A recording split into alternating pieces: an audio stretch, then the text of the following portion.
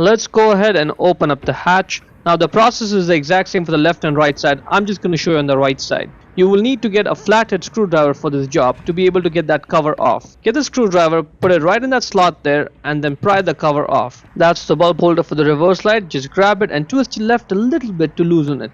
And that's it. Now it's loose. Now you should be able to get it out.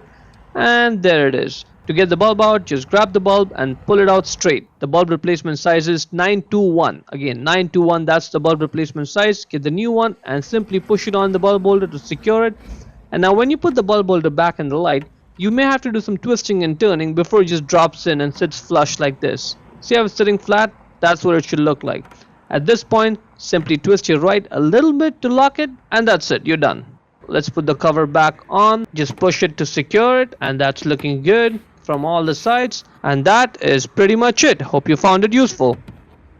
Before we go, let me give a quick shout out to Naya Motors Inc. for letting us use the car today to film the videos. They are a used car dealer here in Ottawa, Canada. Check out the link in the description for their entire inventory.